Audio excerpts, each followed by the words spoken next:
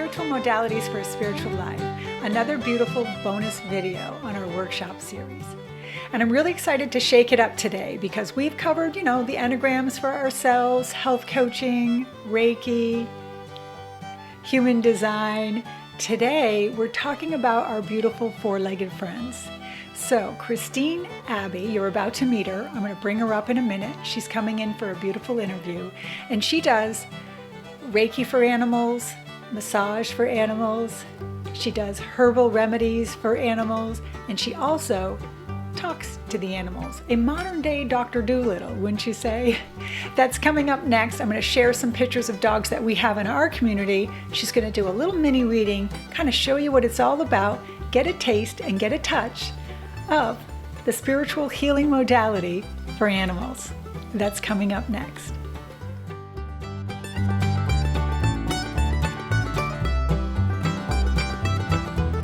Before she comes on, let me do a beautiful little bio on my new friend Christine. I met Christine at a Reiki share, and just a beautiful connection. So you're about to meet her. Let me tell you a little bit about her beautiful bio before she comes on. Here's a beautiful picture of Christine, and I'm going to read this to you now. Christine Althaea Abbey is a master herbologist, a Reiki Master, and an animal communicator. Althaea Animal Therapies provide natural healing modalities for animals. These modalities help to restore energetic balance and harmonize emotional states to help support the body in creating a self-healing environment and for a greater well-being in a happier life. She offers herbal and Reiki healings, flower remedies, animal massage, and also intuitive animal communication. Sounds fabulous. Without further ado, Christine and I will be up next. Enjoy. Okay, so we are back and we are starting a beautiful interview with my beautiful new friend Christine Abbey, who is a herbalist, a Reiki Master for her dogs, and an animal communicator. And she has 3 modalities. You're getting 3 for 1 here on Spiritual Modalities bonus video. So I want to know about you first. So before we go into the 3 beautiful modalities and bring in our animals to communicate with, we got a cool little bonus at the end. You're actually going to get 3 live reads here on YouTube. So tell us about you and kind of how you got into this. I'm really psyched. I have moved out to a small town about a little more than 15 years ago, Arcadia, and ended up starting a farm. So I have a herd of goats, and although I was in business for a while, I was selling cheese and things like that, I realized I really love the goats. I didn't really love the dairy, spending that much time in the dairy. So I decided to shift my focus. I had already enrolled in and was taking classes to become a master herbalist because I was having my own health issues. Okay. And I couldn't find doctors that could really figure out what was wrong. A lot of people have this story. Yes, they So do. I was like, all right, I'm gonna figure it out myself. So I started the training one section at a time, and next thing you know, I'm in section 4 and I'm getting my master herbalist degree. And then I realized... Was this for people at this point? It was point? for people. Okay, so this was for me. Okay, got it. it. I was doing it for myself and my husband at the time. I was That married helps. at the time. Yeah. But with so many goats at the time, I had about 30. You're going to have a lot more illness with the animals than you are with the 2 people in the house versus the 30 goats in the barn. So I ended up getting a lot of practice with how to take care of goat health issues. And I just started developing formulas and protocols, and that's when I started to do the dairy and selling the cheese, but then I decided to shift into taking this wealth of knowledge that I had with the herbal remedies and starting to work with animals in that capacity. And then, of course, once I got into the herbs, I enjoyed the idea of expanding to me, herbs are an energy type of medicine, right? The energy of the herbs are healing. So that's when I got also into Reiki. So I learned and got my Reiki Master, but then also took a specialized class on how to do Reiki for animals. And then I also got certified as a canine massage therapist. That part fascinated me. I didn't know. I mean, I'm assuming anything with the spine, right? Yes. Can have all the same acupuncture and the Yes, rest of it. So I can have dog understand that. acupuncture too. But I didn't know there was training for massage for a dog. So Yes. I just love that. So very cool. And horses too. I'm working on that one. That's cool. So you do these 3 different modalities now, all for animals. So your clients truly are animals, correct? Yes, exactly. So you just answered how you got involved, and you've answered how long. Got it. So some of the basic principles to that modality would be what? I know. To herbalism? Yeah. You know, with herbalism, the beauty of herbalism is I take a vitalist approach. Okay. And what that means is the body, first of all, is a whole system, so it's very holistic, but the body is the healer.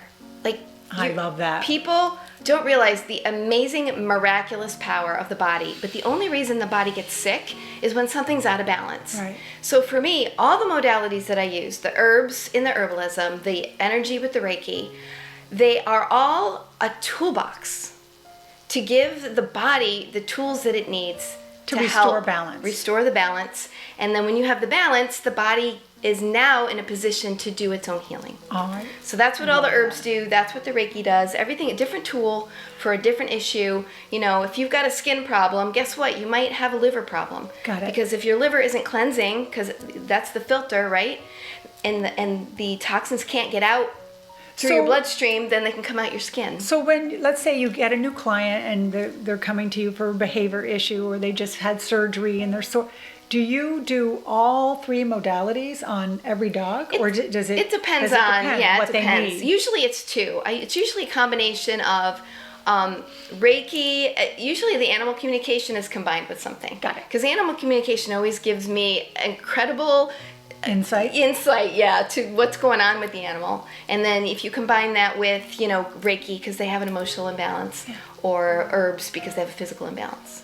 We were talking offline about the idea of the flowers being, energy. Can you take us through that? I thought that was really interesting about how to create that modality, right? So the sun, and you take the flower. Explain that. All right. That was fascinating. Dr. Bach, or some people call him Dr. Bach, he's out of the UK. He kind of developed these flower remedies, and he just did it by trial and error. And the way to make a flower remedy, it's different than an herbal remedy, because an herbal remedy, you put it in alcohol and you extract the actual constituents, like the chemical properties, but with a flower essence, you're extracting the energetic property. Oh, interesting. So what they do is they take the flowers and you put them in water. So you've got some sort of vessel, a bowl or something, and then you put the flowers in there, and then you put them out in the sun.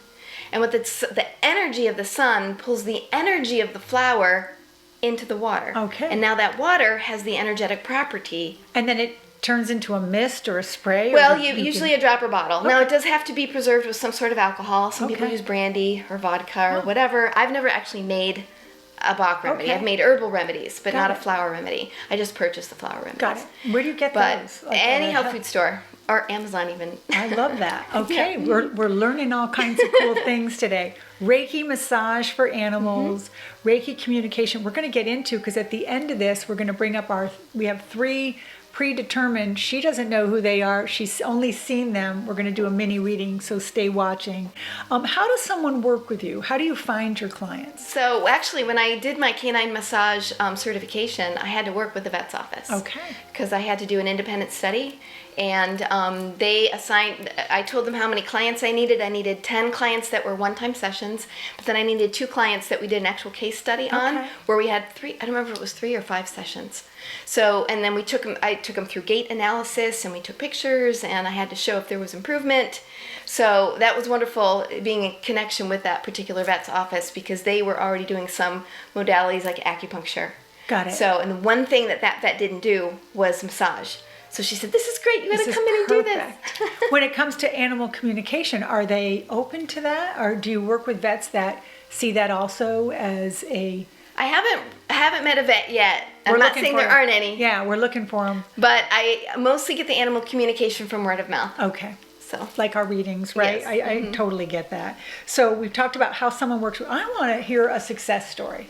So could you share? I know we were talking offline. I really have an adorably cute one. I'd love it. Let's share it. There was a friend of mine who has a small farm, and she doesn't live here any longer. She now lives in Oregon, and she called me, and I did a reading on her 2 horses and her 2 goats. And the interesting thing was that Gus is the one I'm going to tell you about. That Gus, when I first tuned in to him to talk to him, he was really uncomfortable. And I had to find out the story, and he was very uncomfortable in his goat skin. He just didn't, he thought goats... Low self-esteem? He had some low self-esteem. He said, I'm just a goat. He pouted and everything. I heard it in his voice, or the voice that came. He's like, I'm just a goat. So I at least tried to cheer him up and say, Gus, goats are awesome. I said, but is there something, like, what would you want to be then if you don't want to be a goat? He said, I want to be a horse. Horses are fast, and they're revered, and they're strong, and they're beautiful. I said, well, Gus, you can be a horse. Yeah, be whatever you want. Act like a horse. You can, hang out with the horses, do whatever you want. So, there was a little bit more to the conversation. I gave Gus some Reiki, but I just encouraged him to embrace his love of wanting to be a horse. And we're going to flash up a picture in a minute of this beautiful picture that my friend sent me it was a days or a week or two after that Gus befriended the biggest horse on the farm, which was this draft horse named Titan. And the two of them were practically cuddling. And from that day forward, Titan and Gus were best buddies. So he embraced his horseness. I love that. That is such a great story. How has working with all these different modalities enhanced your life? There are times where regular medical medicine can't fix everything. Mm-hmm. So I've loved the opportunity twofold. One, to be able to offer modalities that work in conjunction with the medical community to really help balance not only pets but people too. But I've always been very connected to the animal kingdom since a very young age, and animals have done so much for me that I am just so grateful that with these modalities I'm able to give something back to them, because it's really helpful and beneficial. I love that. What is the best way to connect with you? So I'm assuming, do you have a website, or is it just through social media? I have a website, animaltherapies.net, but then I also have my Facebook page, as well as Instagram, as well as phone and email. Awesome. We'll be putting up all those links right in the description too if you wish to reach out to Christine. So before we go into our actual reading portion of this, which is going to be really fun, have I forgot anything? Is there anything that I haven't mentioned that you want to make sure I mention? I don't think so, other than the fact that the modalities that I use can be combined. Okay. So, sometimes people will call me because they want animal Reiki, but, if you want to add animal communication into that, then the animal communication helps give me insight into, what the imbalance what the is. real problem is. And if we give a Reiki session, I might be able to recommend a flower essence, for example, that might help continue the energy balancing after the Reiki. How long is a Reiki? Do they pay per hour? Or you don't have to say how much you charge, because that's personal, I'm sure, but is it like half an hour? Usually Reiki? About a half an hour. Yeah. Okay, that's really When I do just animal communication, like some people will hire me just for that. Yeah. Sometimes I will do a few minutes of Reiki just to warm the animal up to the communication. I will be honest that once in a while I run into an animal when I kind of knock on their door and say, hi, will you talk to me? They're like, huh? Who are you? Too funny. But most animals are pretty in tune to the whole intuitive, telepathic thing. So most of them are like, hey, yeah, sure, come talk to me, because you have to ask permission. Yeah. It's not all of them want to talk. We talk a lot about that too with people that I work with, that sometimes someone will ask, what's going on with my boyfriend and I? And I'll go, well, your boyfriend isn't here to defend his energy. So I have to kind of go through that person to get to him with permission. Right, so exactly. That's a good boundary. So we always ask that. But they do work well together, like some of the modalities. So don't ever think that you can only call me for one thing. We can combine them, for the best package that works for your pet. And what's going to be, what we're going to prove right here on this video is that she can do it just through a picture. So that's coming. I love that. Okay, so are we ready to bring those pictures up? I think so. Okay, so we have 3 pre-chosen people, only because I knew the backdrop stories to these. She knows nothing. All she has done is I sent her the pictures. I just need their name. Here's the name. So I'm going to pull up Jayla is our first beautiful And I've got dog. my own copy, so I'm going to be looking at it. So if I'm looking down, that's why. And the picture will be up, so you won't be, so that'll be perfect. So let's just bring her up, and I'm going to get out of here as far as the energy goes and quiet and pull it in so you can do your work. So the first one we're talking to is Jayla.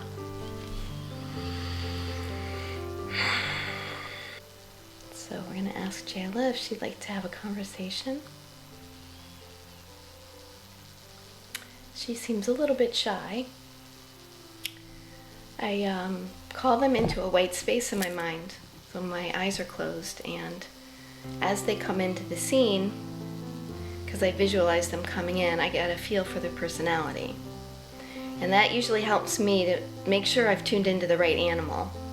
So when I work with clients, I like to confirm some of the things that I'm getting. So I'm getting that Jayla is nervous isn't the right word, but she's a little bit shy and a little bit, who are you? I guess I can talk to you kind of feeling. And I don't know if is there questions to be asked of her, or just kind of get some information from her?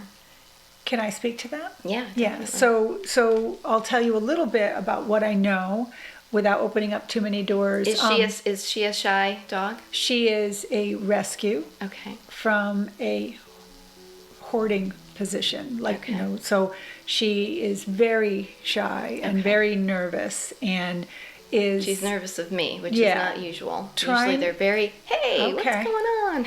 So she's trying to get acclimated to a new environment and having some difficulties, and obviously didn't get the time and attention that she needed to train. Right. So there's not potty training and all that. There's issues there. But she's relatively in a new space, almost like she's just got adopted. Got it. Okay. So I'll be quiet now. So I'll see if she has anything to say. I'm seeing something red.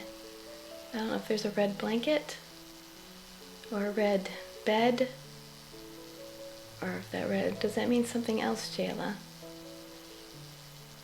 I can't get that, but let's see how she's feeling. She feels very small. Her head seems to be down a lot. Mm-hmm. Is her head down a lot? So it's almost like she wants to see her environment, but she's afraid to lift her head up. I don't know what. So let me ask a question for this person then, who is her, adopted mother. Okay. What is it that she needs right now from her new adoptive parent? Okay. She needs slow movement. Okay. I feel like she gets startled.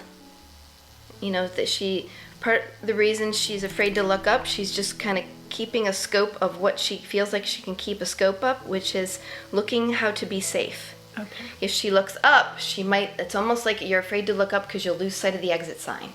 So that's what it feels like. Because my strength, every animal communicator has different strengths. And I'm getting chills now. So she's really coming through. That I am empathic, which means I can feel them. Got it. It's almost as if I'm them. I can almost be in their body. So I can feel her emotions. I'm not describing emotions that she's telling me. Mm-hmm. I'm actually describing her as if I was her. Got it. So that's why I'm doing this, because I'm feeling this is how she is. She's just afraid. She's afraid to lift her head. I also feel like she's been like this for a while, and she actually might have some tense muscles in her neck and in her shoulders because of being in that Reiki position. Would help her. Reiki or massage. Okay. Because she's in this lower head position frequently, or has been. I don't know if she's doing it as much. I feel like she's still doing it though. She's showing me being fed by hand. Okay. It sounds like she would be able to bond. Okay. With someone if she could trust them enough to eat from them. Their hand.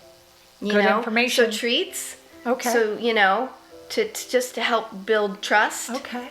With that. So that's how she can connect right now. Okay. I feel like she really wants to cuddle, but maybe she's tried a little, but she's still a little bit afraid of that. Okay. Good information. Okay. Do agree. Okay. Let's move on. All right. Let's go to our beautiful canine Bella. friend, Bella. And what do you Let's see, what can Bella. you see I think about Bella? let's just say, Jayla, thank you so much for opening up to us, because they have to be thanked for giving us their time. So thank you, Jayla. All right. So now we are going to get into Bella. All right, I'm getting quite a different energy here. I'm getting some energy. I'm getting happy and Let me just look at your eyes again, sweetie. Bella, would you like to have a conversation? You know, I see her eyes here. Is she part poodle? Because she's showing me a poodle as if, I wonder if we have another Gus here where she wants to be a different breed of dog. Huh. I'm not sure why I'm getting a poodle picture. Let me ask her about that. She thinks poodles are pretty, and she feels pretty like a poodle. Too funny. She's all girl. She is very girly. She likes to be pretty. She, a little bit of a show off. Like, she feels like she's on stage, like she's performing. Not performing as in physically, but more like, you know, have I got your attention? Are you looking at me? I'm looking here and sweet, so I can be the statue that you admire over here in the corner of the living room if you like. That's what she feels like. So I'm going to ask a question about her because again, knowing the backdrop story. So Bella has unfortunately just passed. Aww. And the owner is obviously is grieving and looking for a connection to her. So is there more connection when you're working with an animal that's passed, or is it the same connection? Sometimes it's stronger when they're passed. Okay, so I guess the question for my beautiful friend is there anything that Bella wants my beautiful friend to know about her grief, or just about where she is, and what would be the message? The message is, I didn't go anywhere. The message, let's see, Bella. Do you have anything specific that you want to say? Heart to heart. Always together. She's very free. Okay. Where she, very free energy. She wasn't in a ton of pain or anything like that, but, either it was old age or it was something that definitely brought her energy down. Okay. And where she is now, she's got her energy back. Okay. So she feels very full of life. And I feel like there's a special connection that Bella's supposed to help her previous owner with something, and that she's saying that she's still there, and that she's better able to help from where she's at. Got it. So I love that. So kind of a funny story. I'll put up this picture too as we're talking about it. There was this beautiful flower print, that hung in the hallway of this home that this dog was in, and it was beautiful. After Bella left, they looked back over to the picture, and there was a picture of Bella in the picture. Like, there's one of the flowers looks like the dog. And so they noticed it after that. So it was just kind of a backdrop story. She was like, she probably did that on purpose. Really, really cool. So for the last one, before we wrap up and do our rapid fire, we have a very specific special dog and a whole backdrop story, which you don't know, which I do, for our last one, which is Ranger. So let's pull up beautiful Ranger. Let's get Ranger.